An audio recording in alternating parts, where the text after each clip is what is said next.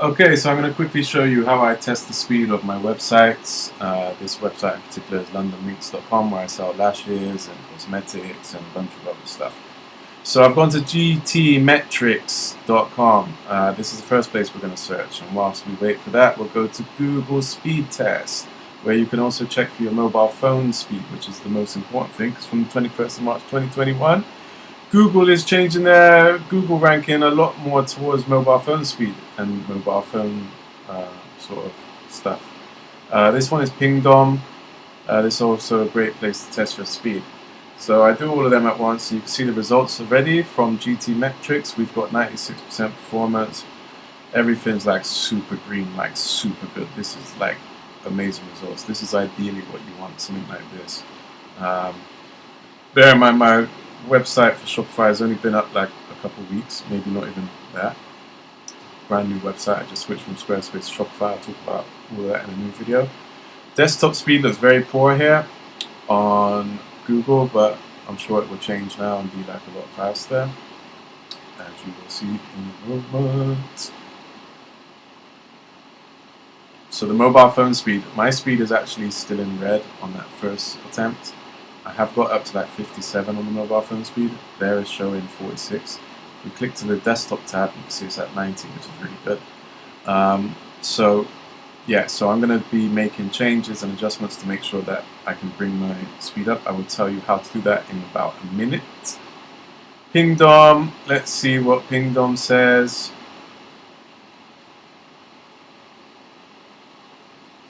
So I usually check them a couple times each one, just to see the slight changes.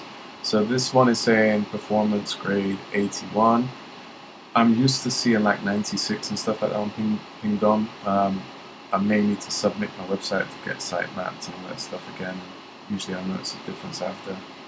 But yeah, you can see it's pretty fast, but it's not good enough. I'm gonna show you what I'm going to do because it's a new website and I haven't done it yet. Like this is poor at 78 on Google. I want all greens. I want my website. I want to hit 100 if possible. I want 99 on like everything. But mobile phone speed is the most important thing for me right now.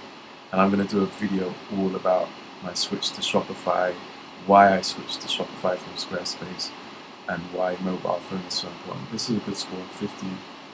I just missed what I had. It was like 50 something on mobile. So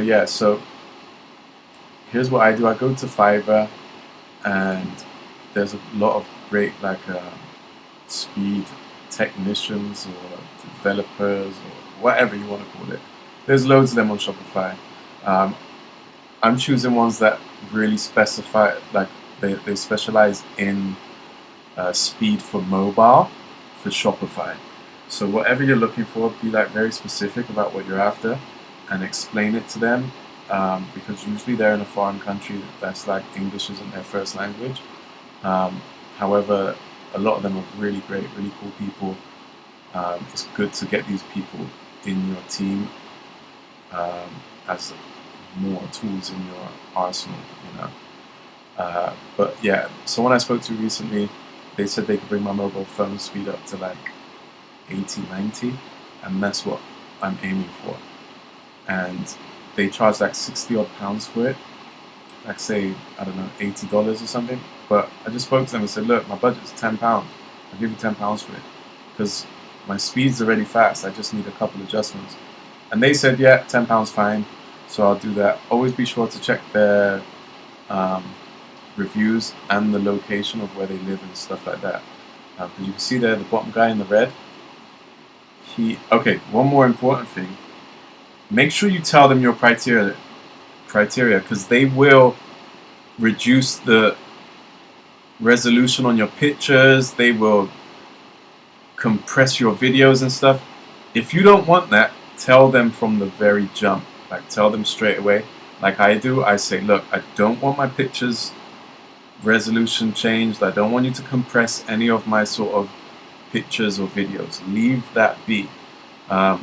If you can't get it up to, tell me what your estimate speed is that you can give me. These are the sort of questions that I ask them.